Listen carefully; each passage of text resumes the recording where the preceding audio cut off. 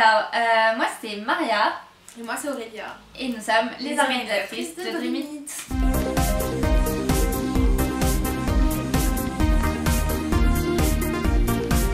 On se retrouve aujourd'hui comme tous les dimanches sur la chaîne de Dream It avec une nouvelle vidéo. Et on a décidé de faire une foire à questions parce qu'il y a pas mal de questions que vous nous posez régulièrement. Et du coup on s'est dit qu'on allait faire une petite foire à questions pour répondre à toutes vos questions. And if you're watching this in English, don't worry, because what we're gonna do is that we're gonna answer one question in French and one question in English, but either way you'll have the subtitles, so you'll be able to understand everything. Okay, first question en français. Pourquoi avez-vous choisi de travailler dans le monde des conventions? Et how did you start doing this and why? On s'est rencontrés à une convention toutes les deux.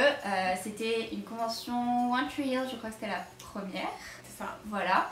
On a beaucoup sympathisé et on s'est rendu compte qu'on aimait beaucoup les séries toutes les deux. On parlait beaucoup de conventions parce qu'on s'est rencontrés à une convention. Et en fait, on a adoré le principe de pouvoir rencontrer des gens qui après vont faire partie de votre vie à travers une convention. Vous avez un lien qui se crée avec des gens et du coup on a adoré ce principe-là, ce concept. Et en fait, vu qu'on est devenus amis grâce à ça, on en a beaucoup parlé et en fait un jour on s'est dit que peut-être qu'on pouvait apporter quelque chose d'autre qu'il n'y avait pas dans les conventions parce que c'était toujours la même chose, toujours les mêmes panels, toujours les mêmes activités. Et nous on voulait vraiment ajouter notre petite touche à nous. Et du coup on en a beaucoup parlé et du coup c'est comme ça qu'on a créé Dream It pendant un voyage et du coup voilà. Dream It est arrivé. Je pense que ce qu'on aimait toutes les deux aussi dans les conventions, c'est qu'en fait on rencontre des gens qui partagent les mêmes passions que nous et souvent c'est des passions pour des séries que les gens dans la vie de tous les jours ne regardent pas forcément ou alors ils partagent pas en fait la même passion tout simplement très forte pour les séries. Et du coup notre but c'était justement de continuer à faire ces événements où on peut réunir tous ces gens et apporter quelque chose un regard neuf, un peu nouveau et voilà, apporter des nouvelles activités, des choses comme ça. Do you happen to look for volunteers to help you during convention? Do you take interns? We do get this question a lot.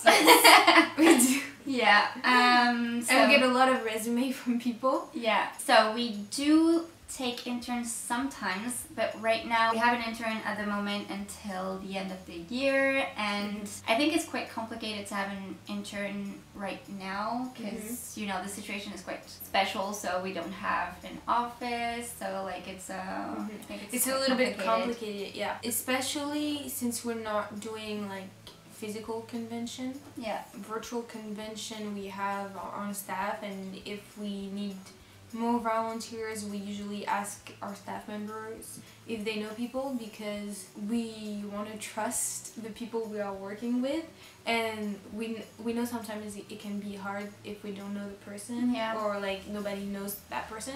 But we did take some people that we didn't know before. Like we had an intern and then she became a volunteer. Mostly it's people that we know because we like to have people that are recommended so that we're sure that because you know it's like they're with the actors, so we really have to stay professional and be careful like who, and also it's confidential. There are a lot of confidential things that are happening, so things that we're not supposed to say, so it's very important that we trust our team and that we trust that anything that's confidential is not gonna come out. But it did happen, I think like twice or 3 times that we took some people who we didn't know from like the resume that we got. We got a really great resume, like it was one of the best we had. It was so inspiring. So that's why we were like, oh wait, that one is really interesting, so let's talk to him and stuff, and now he's part of the team. So it's not impossible, but we have about like 40 people working with us right now. We're not looking for volunteers right now, but we might look for volunteers in the future because we have big events coming up. We might let you know. I'm thinking about like Emilia Clarke in London. We will definitely need volunteers for that. Like you can still send resumes for internships. It's more complicated, first of all because we have someone right now, and also because, you know, because of the whole situation, we don't know how interesting it's going to be for you to work on the virtual events. We're not looking for anyone right now, but we might. Know. Alors, il faut faire quelles études pour travailler dans le domaine des conventions? Quelles sont les études que vous avez fait avant? Je pense pas qu'il faut faire des études particulières pour faire des conventions. Après, c'est pas mal d'être dans l'événementiel ou dans le marketing, je pense. Mais c'est pas quelque chose d'obligatoire. Moi, par exemple, je ne fais pas des études de marketing ou d'événementiel. Tu fais quoi? Je fais des études de cinéma, donc qui n'a aucun rapport. Enfin, ça a quand même un petit rapport quand même, mais ce n'est en rien de l'événementiel. Du coup, je pense que si des gens veulent se lancer dans l'événementiel, ils n'ont pas besoin forcément d'avoir un background sur l'événementiel. Moi, je fais de la publicité. J'ai fait un master en publicité et en communication. Du coup, ça aide un peu parce que quand même, on a les techniques de vente pour la négociation, le marketing pour tout. En fait, les conventions, ça regroupe tellement de choses. Donc, je pense que si vous êtes chef de projet, ça peut hyper aider parce que c'est énormément de la gestion et de l'organisation. Si vous avez fait de la pub, ça peut aider parce que c'est quelque chose qu'il faut promouvoir. En fait, je pense qu'il faut des petits trucs à droite à gauche, quoi. Ouais, des trucs complémentaires et tout. Après, en vrai, ça peut être tout et n'importe quoi parce que même de la finance, même du journalisme, parce qu'il y a beaucoup de contenu à créer. De toute façon, ah bah oui, exactement. De toute façon, faut juste être passionné par ce qu'on fait et puis je pense que ça va marcher. Il y a beaucoup de gens aujourd'hui qui changent de métier. Donc, bon. Quelle formation doit faire un agent de sécurité pour travailler avec nous? Alors du coup, cette question, nous on sait pas quelle formation doit faire un agent de sécurité pour travailler avec nous, mais on va appeler notre agent de sécurité qui s'appelle Aurel. S'il répond, on va vous l'appeler en direct. Il est trop cool et on va vous mettre une photo pour que vous voyez qui c'est. On l'aime trop. Allô? Salut! Salut, tu m'entends? Ouais, je t'entends là, ouais. Ok, nickel. Moi, je captais pas en fait. Ah ok. On t'appelle parce qu'en gros on est en train de tourner une vidéo avec des questions que les fans nous posent. Et il y a une question qui est pour toi. Pour moi? Ouais. Alors la question c'est quelle formation doit faire un agent de sécurité pour travailler avec vous? Donc il faut passer un CQP, donc un certificat de qualification professionnelle. Ça dure 1 mois de formation. Et voilà, et au bout de ces 1 mois, vous avez ils ont un diplôme d'agent de sécurité et ils peuvent travailler dans la sécurité. Ok, trop bien. C'était la réponse de notre agent de sécurité. Qu'on embrasse et qu'on aime très fort. Et qu'on espère retrouver très bientôt. Oui. Comment vous préparez-vous pour une convention conseil astuces? I would say sleep, but not really, because we can't do that. So how do we prepare a convention? I think one advice that I would give is to be very organized. We have to-do lists that we try to do before the con. Like we have we need to buy this and buy that, and sometimes we make a calendar of when we're gonna buy those stuff because of when we're gonna need it and how long it's gonna.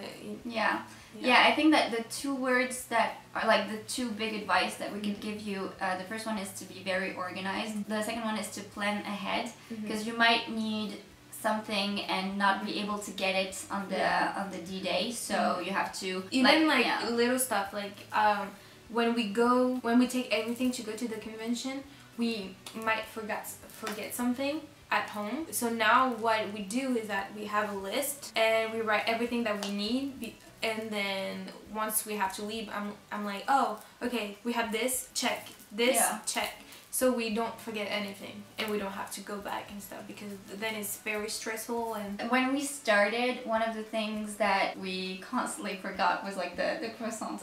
Don't you remember that? Like I remember staff members like running to get like breakfast, like asking that to the hotel or like I don't know. At the beginning we always forgot something also. Like I remember one of our staff members. Oh my god, yeah. poor him. If he sees this video, he knows I'm talking about him. But like every Saturday morning, not the Friday, the Saturday morning, when we are giving the passes and everything and the convention is ready to start, we forgot something, one small thing, and he has to run back to my place to get the thing, and it's like, oops, can you go please? I'm sorry. But yeah, so like make a plan of everything you need. Also, advice if you want to work as an event planner, I think you need to be very patient because sometimes we're waiting for stuff for a very long time, so be patient, be organized. I think you have to be a good manager also because we're working with so many people and we have to coordinate a lot of things. So that's, I think, important too. And also, like, don't be stressed on the day. Like, it can be very stressful. But I'm like, always very stressed. So she got like, better, but before it was a whole mess. Don't be stressed, like over stressed, because things have to go, you know, to run quickly and smoothly, and everything has to be in order, and everything is not gonna be as you planned. So remember that. oh, drink a lot of water and eat. Like, we tend to not have time to eat because we're always like running everywhere, but you have to eat. Try to sleep. I think that one thing that's super important, and that's something that we care about a lot, is to listen to what people say about your event. Like, if people criticize you, find out why. Don't be upset. Just be like, okay, what did I do wrong and how can I do better next time?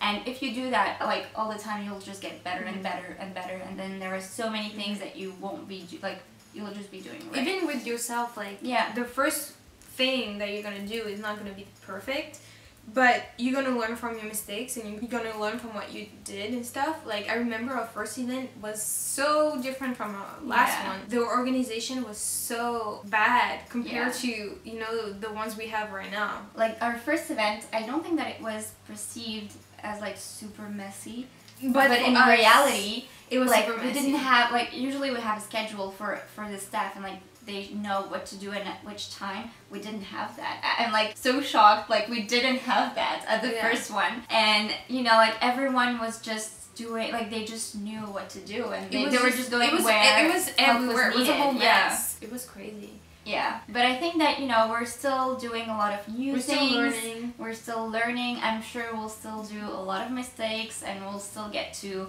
improve, and yeah, I think it's a whole process. Like, you just get used to it and you just learn. You know, you're like, okay, this didn't definitely didn't work. We won't do that at the next one. Yeah. This was awesome, we'll do that. And we always try new things. I think also, like, in the organization of how the autographs will go, what happens at the same time. I think it's like try and learn. Yeah, that would be my best advice. Comment vous organisez les conventions? Quelles sont les démarches, agents, contrats, tout le process en fait. Comment on organise des conventions? Du coup, comment choisissez-vous quels acteurs invités? Comment entrez-vous en contact avec eux? How do you contact the guests for each of your conventions?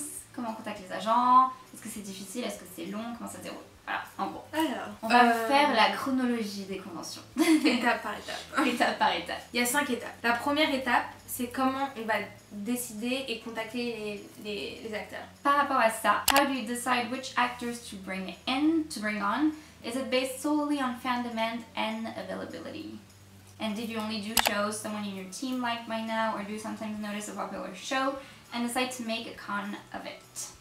Donc ça, c'est la première étape. Donc la première étape, c'est de décider quelle convention on va faire, qui on va inviter et comment les contacter. On écoute quand même beaucoup les fans sur beaucoup de choses. Donc on écoute leurs demandes, on voit un peu sur Twitter, sur Instagram, tout ça. On voit leurs demandes. Puis aussi on fait des sondages. On voit quelle série tout d'un coup va devenir populaire. En fait, on peut voir par exemple que hier sur Netflix, toute la semaine, la série numéro 1, c'était telle série. On va dire, ah, peut-être qu'il y a de l'intérêt là-dedans, est-ce que les gens en parlent, machin. On commence à regarder. En fait, on suit beaucoup tout ce qui sort.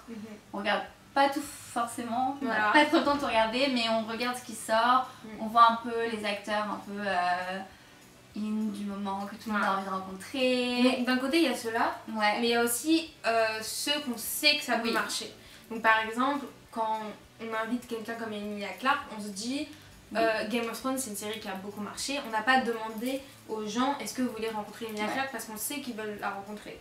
Donc ça, c'est des choses un peu plus évidentes, un peu plus sûres, on va dire, de savoir est-ce que la personne est populaire ou pas. Donc vraiment, ça, c'est deux catégories différentes de comment on approche des acteurs. Ouais, après il y a aussi des fois, ça arrive que des acteurs nous contactent parce qu'ils ont entendu parler de nous, ils veulent rencontrer leurs fans, eux-mêmes vont nous contacter. Ça arrive aussi parce que, en fait, c'est un process qui est hyper compliqué et très aléatoire finalement. Parce qu'on peut avoir, donc par exemple, Emilia Clarke qui coûte super cher, et du coup on va se dire, ah bah elle en fait, on sait que tout le monde veut la rencontrer, mais elle coûte tellement cher qu'on va pas la prendre parce que c'est au-dessus de nos moyens. Donc il y a un truc qu'on regarde aussi beaucoup, c'est le rapport demande par rapport au prix de l'acteur. Donc on peut avoir par exemple quelqu'un qui est beaucoup moins demandé, mais pourtant on va le prendre et ça va peut-être mieux fonctionner parce que cette personne coûte moins cher. Du coup, voilà. il y aura moins de gens à avoir, moins de fans qui devront venir à la convention pour que ça marche. Que ça marche. Donc c'est pour ça que par exemple quand on vous dit Leonardo DiCaprio, on est sûr qu'il y a de la demande, c'est clair, mais en fait il coûte tellement cher que même cette demande qui est là, un format de convention où on veut quand même que ce soit pas l'usine à la chaîne de faire des photos et tout, bah ça pourrait pas forcément marcher parce que c'est juste pas réalisable dans ce format là quoi. Après on essaye de plus en plus de faire des gros événements et on essaie de voir comment on peut les faire et tout. Parce que du coup on voudrait faire un peu des deux donc parce que c'est vrai que aussi il y a une autre chose, c'est plus les Comic Con, c'est des très gros espaces, il y a des fois t'as 40 000 fans et du coup tu peux vraiment inviter plein de gens totalement différents, faire c'est toute une autre organisation alors que t'as des conventions qui restent quand même très intimistes où il y a 600 personnes, 600 personnes quoi. Donc je pense que c'est un peu de tout en fait. On écoute ce que les fans nous demandent, des fois on pense pas du tout à quelque chose, par exemple une convention qui a été totalement faite par les fans, c'est Wicked is Good. Nous on pensait pas faire une convention de Maze Runner du tout à la base et en fait il y a eu une énorme mobilisation des fans et voilà. Et à l'inverse il y a des conventions qu'on nous demande mais que nous on a trop envie de faire et du coup je pense à Kenny Ortega, c'est un truc qu'on nous a demandé récemment et nous ça fait genre super longtemps qu'on a hyper envie de le faire et puis on s'est dit bon allez go quoi. On sait que ça va marcher, on sait que on va s'éclater à la faire, on sait que les fans vont être hyper contents d'avoir enfin cet univers qui nous réunit tous. Comme disait Maria, on écoute beaucoup. Par exemple, je me rappelle à la VOP, il était vraiment pas question de prendre Rain. Ouais, mais vraiment c'est vrai. C'était même pas un truc qui n'était pas venu à l'esprit, rien du tout. Ouais. C'était à 10 000 km de ce qu'on avait pensé. Ouais. Et en fait, c'est les fans qui ont demandé Rain. Et du coup, on s'est dit, bah, il y a un truc, parce que je comprends pas pourquoi il y a beaucoup de fans qui demandent et en tout. plus, moi, je pensais pas que ça marchait Rain. Moi non plus. Vraiment pas du tout. Genre j'ai regardé, tu vois, mais je pensais pas. Mais du coup, c'est ça qui est ouf, c'est que c'est les fans en fait ils ont tellement insisté et tellement demandé qu'en fait on a dit ah bon bah ok, et du coup on a invité Adélaïde et Toby et puis après Rose et Torrance par la suite. Mais de base, il devait avoir 0 acteur de Rain, ça n'était pas prévu. Et du coup, je trouve ça ouf parce que du coup, ça montre aussi qu'on écoute vraiment les fans. Parce qu'il y a beaucoup de choses où on n'aurait pas pris des guests si les fans n'avaient pas demandé. Scam aussi. Scam, moi j'avais regardé et en gros je me souvenais, la série norvégienne, c'était hyper compliqué de trouver les liens. Donc en fait toutes les personnes qui regardaient cette série étaient vraiment engagées dans la série. Et du coup des fois t'as pas besoin d'avoir 15 millions de personnes qui regardent la série, c'est juste l'engagement est tellement fort que t'as juste besoin de genre 300 personnes qui sont vraiment à fond. Et tu sais qu'ils sont à fond et tu sais que ça va marcher et que ça va être trop bien. Et Scam c'était un peu ça, moi j'avais regardé, j'en avais parlé à Aurélia qui m'a dit mais c'est une série norvégienne, c'est sûr. Je l'ai fait regarder une série en norvégien et voilà, et finalement on a fait les plus grosses conventions Scam avec genre 25 acteurs, c'est fou. C'est hyper aléatoire, il n'y a pas de code, il n'y a pas de code, il n'y a pas une formule magique et c'est pour ça que c'est... C'est pour ça que c'est dur aussi. Parce que ça peut flop comme ça peut faire un je pense que c'est excitant comme ça, hyper terrifiant. Ouais, parce que ça peut faire très très peur de se dire on va mettre un cachet sur cette personne et la personne peut-être qu'en final elle va pas nous... on va perdre de l'argent sur cette personne quoi. Surtout que des fois on a l'impression, on va se dire ça, c'est sûr ça marche. Et tu te rends compte que t'es en dette de tant de trucs et que ça marche pas du tout en fait. Et du coup t'essaies de sauver, rattraper et mais c'est en process quoi. C'est un peu le monde des conventions. Un autre truc qu'on a oublié des fois, ce qui se passe, c'est que c'est les agents qui nous contactent. En gros, donc on va avoir par exemple des gens là avec qui on travaille depuis 3 ans qui nous connaissent super bien et du coup ils vont nous dire est-ce que vous êtes intéressé par cette personne? Moi je représente cette personne qui marche cette super personne bien, là elle est intéressée pour faire cette personne veut faire des conventions, machin. Est-ce que vous voulez la prendre et tout machin.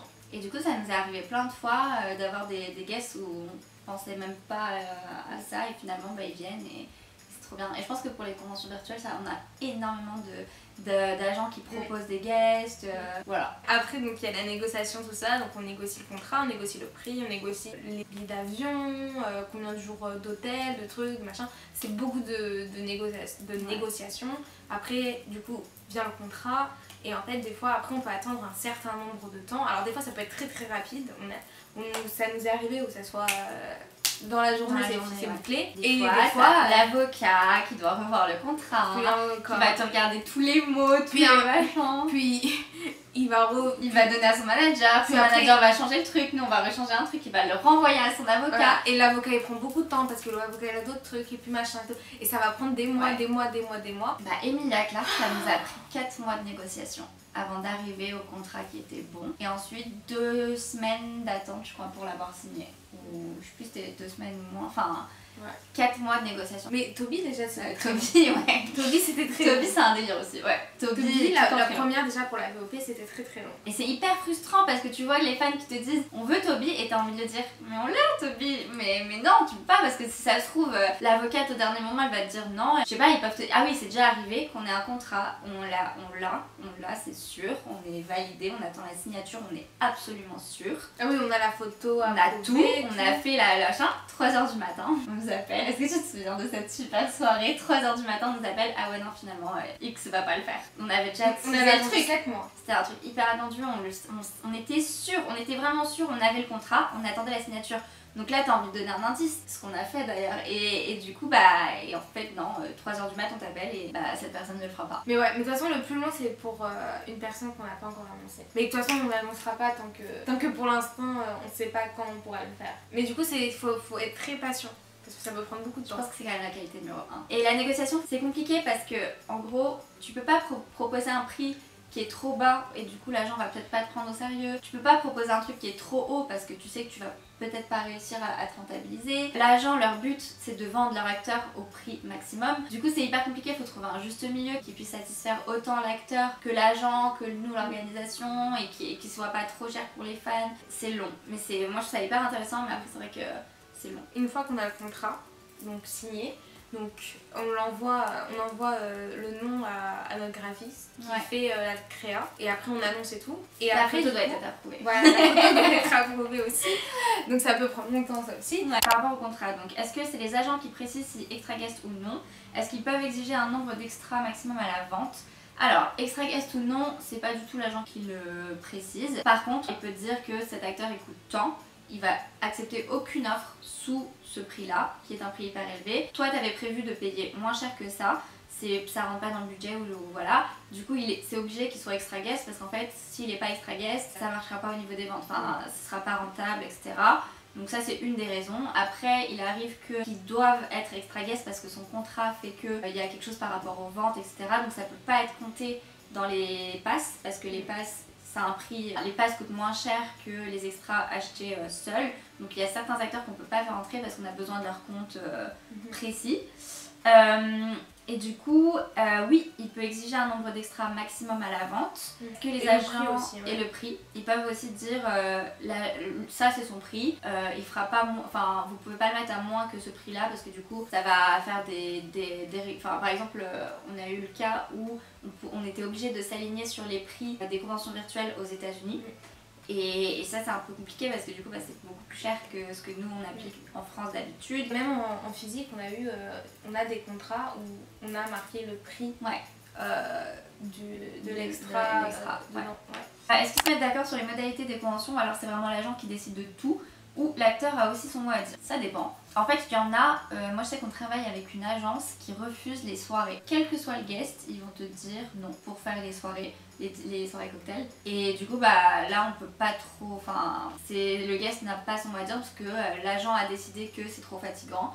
Donc voilà, du coup, bah pas de soirée. Et du coup, c'est un peu frustrant parce qu'on pense que l'acteur pourrait dire oui, mais voilà. Après, en général, c'est un bon agent quand il discute avec l'acteur. Ouais, il y en a, par exemple, on va faire une offre, ils vont même pas la leur partager parce qu'ils vont dire c'est trop bas. Alors que peut-être que l'acteur pense que non, mais enfin voilà.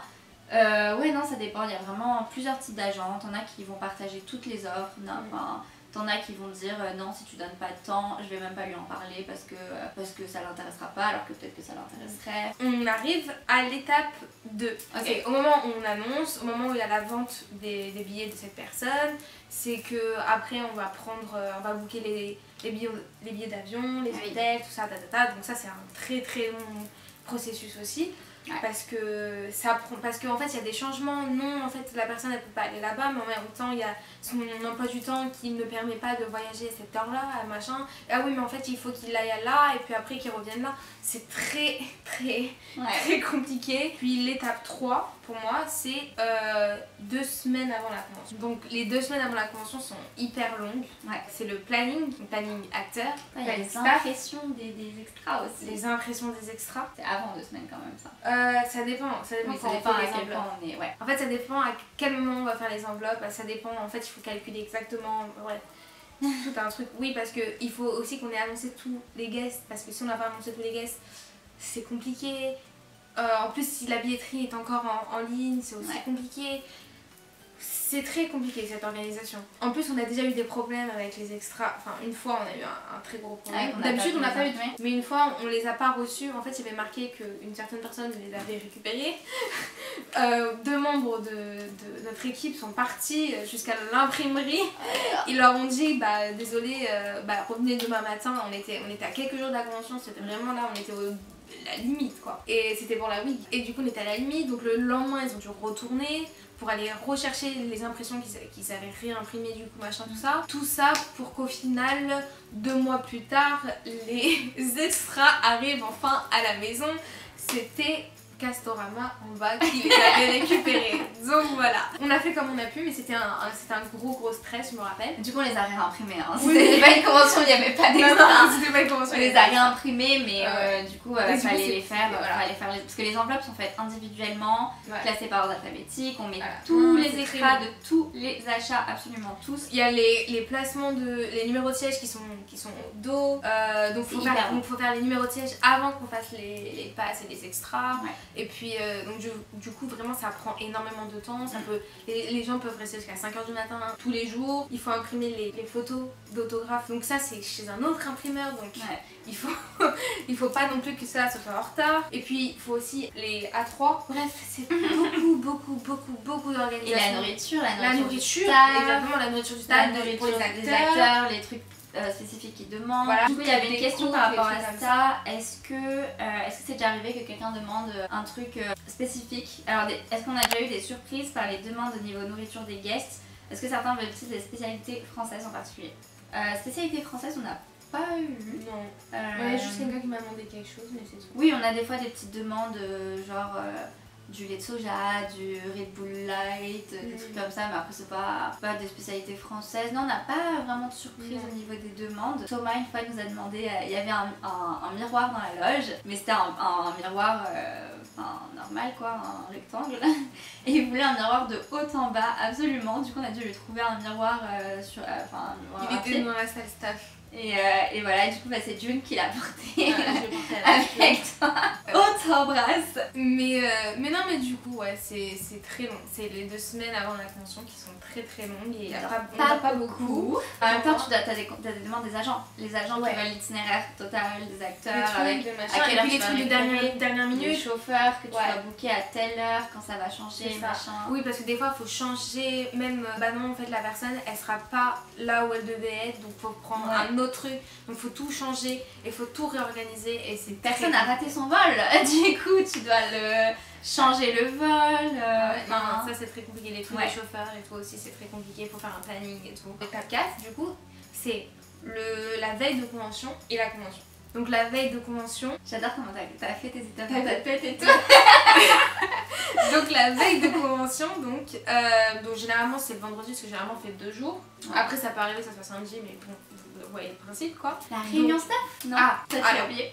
Oui, excusez-moi, la réunion staff. Donc ça c'est le jour encore d'avant la remise des passes. Ok. Donc on a une réunion staff. Voilà. Donc on a une réunion, ou des fois c'est le même jour, ça dépend, mais bon. Donc on a une réunion staff pour voir tout ce qui s'est passé avant et pour pas qu'on fasse les mêmes erreurs avant. Et même des fois il y a des trucs à prévoir, les règles des agents. Par exemple on a eu un cas de figure où on n'avait pas le droit de prendre en photo un acteur. Donc là c'était vraiment la police, c'était personne n'a le droit de prendre en photo. Vous devez vous assurer que personne ne prenne une photo. Des demandes un peu des fois où on est obligé d'instaurer certaines règles. Telle personne ne veut absolument pas cette pose, telle personne ne veut pas du tout cette question. Donc tout ça c'est des trucs on doit en discuter à la réunion staff, les interviews, tout ça. Mais du coup, ouais, donc tout ça on en parle. Donc on a une grosse réunion, tout ça. Et puis après, donc du coup, on a la remise des passes. Donc déjà pour la remise des passes, on prend tout le matériel et on l'amène. Donc ça déjà c'est un casse-tête chinois parce qu'il y a énormément de choses. Je pense que les gens ne se rendent pas compte à quel point il y a des choses et qu'il ne faut pas oublier tout. Ça veut dire rien que le fond interview, faut pas l'oublier. La lumière interview, les fonds photos, les trépieds pour les fonds photos, les pinces pour les fonds photos, les imprimantes, enfin les imprimantes, les passes, les extras, les enveloppes, toutes les boîtes d'enveloppes qu'on a faites. Mais du coup il y a énormément de choses à ne pas oublier. En plus et c'est très lourd et puis il faut prendre des vannes et des machins, c'est très compliqué. Et en fait du coup on arrive au lieu de l'événement et du coup on fait la remise des passes, enfin le staff prend les enveloppes, fait la remise des passes, tout ça machin. Donc les fans viennent et tout. Et puis il y a la billetterie qui se met en route aussi. Le staff reste, on met les numéros de siège. Ah oui, parce que des fois on a eu des problèmes, en fait la salle nous avait Si on nous donne le plan de salle, il faut qu'on voit les gens qui veulent aller à côté. Et le problème c'est qu'une fois, la salle nous a donné le mauvais plan de salle. Et du coup, il fallait tout réorganiser et en fait on a dû se dire mais comment on va faire le lendemain matin quand les gens ils ont déjà récupéré leur passe et qu'il y a déjà marqué les passes. Ah c'était une vraie galère. On commence des petits trucs de déco mais pas tout parce que par exemple les ballons on peut pas les gonfler le jour même, sinon on dégonfle. Donc on essaie quand même de faire des petits trucs de déco, tout ça. On doit les gonfler le jour même. Peut-être on peut pas. Non, on peut pas les gonfler le jour d'avant. Oui. Ah mais c'est ça que je voulais dire, excuse-moi. Et donc du coup on essaie quand même de faire des petits trucs au mur et tout. C'est vrai que moi j'ai une vision très particulière de la déco que je veux et des fois je suis très frustrée parce que c'est pas ça. Et pourtant j'ai tout imaginé dans ma tête, j'ai acheté chaque chose pour que ça soit fait, mais non. J'imagine beaucoup de trucs dans ta tête. Oui, malheureusement. En fait il me faut quelqu'un, je sais pas, je crois qu'on va engager quelqu'un, mais genre déco, mais full déco, genre quelqu'un qui fait ça et qui peut réaliser ma vision. En fait c'est ça, il faut un production design genre. En fait tu vois je suis trop habituée au cinéma tout ça, bref c'est très compliqué pour moi, vous savez c'est un moment très très... Donc après le lendemain, donc c'est jour de la convention. Donc encore le matin même on se réveille tôt, il y a la remise des passes mais il y a aussi la déco à faire. Ah oui il faut mettre en place toutes les salles, les salles des meetings, la loge, la salle staff, tout ça, donc il faut vraiment tout mettre bien. Du coup après on va chercher des acteurs, les acteurs arrivent, ils sont dans leur salle et dès que c'est prêt pour commencer, on lance la vidéo d'ouverture et let's go. Et la convention commence. Voilà. Et l'organisation de la convention en elle-même, c'est hyper stressant. En fait, on a des talkie-walkie avec les responsables de chaque extra. Donc, on va avoir un responsable pour les autographes, un responsable pour la salle, un responsable pour les photos, le chef de la sécurité qui nous dit à chaque fois où est tel acteur a besoin de ci, ça. Toutes les demandes, on va avoir aussi donc les agents qui vont nous donner des demandes. On a un groupe avec les... On a un groupe avec le staff. Donc ça veut dire des fois quand ils sont avec les acteurs, oui, telle personne a besoin de ça, telle personne machin elle veut ça. Lui il est parti en pause parce qu'il machin, donc attends, il faut regarder à l'heure à laquelle il a commencé, et quelle heure il va finir, enfin, c'est tout un vrai truc. Du coup c'est vrai que c'est hyper stressant parce qu'en fait on reçoit tellement de demandes, c'est pour ça qu'on s'attend un peu à ce que le staff prenne des décisions et des initiatives. Par exemple, t'as telle personne qui a raté son extra, l'extra on le fait plus, qu'est-ce qu'on fait? Là il faut trouver une solution et nous on n'a pas forcément le temps de faire du cas par cas parce que nous on a cet agent qui nous dit à telle heure c'est terminé. Il faut vraiment qu'on s'organise pour que à telle heure ce soit terminé. Du coup il faut qu'on aille voir tel traducteur, tel le chef des photos pour que les photos ça soit fini à cette heure là. Enfin, donc ouais, c'est énormément de gestion, plein de trucs. Ce qui est bien par contre du coup c'est que chez nous du coup on a un chef salle, un chef auto, il y a un responsable meeting, on a une personne qui s'occupe des interviews, une personne qui s'occupe de la régie, une personne qui s'occupe de superviser tout. Nous sommes à l'étape 5. La dernière étape, l'après-convention. Où l'après-convention, des fois, il reste des choses à faire. Donc l'après-convention, c'est quand même s'assurer que les acteurs partent tranquillement, qu'ils n'auraient pas leur vol, tout ça. On a un contact avec les agents, il faut qu'on vérifie que tout le monde a bien été payé. Enfin, souvent on les paye avant la convention quand même, mais vérifier tout ça. Des fois ils demandent des rapports de vente, des fois... Du coup, des fois il y a des autographes à renvoyer. Donc vraiment, c'est l'après-convention, c'est juste tout ça, c'est l'après, tout ce qui s'est passé. Et c'est beaucoup de fatigue aussi l'après-convention. Et du coup, est-ce que c'est long en termes de mois? Est-ce qu'on peut quantifier ça, franchement, ça va prendre... C'est un peu partout. Donc, ouais. Il y a 6 mois actifs, quoi, par convention.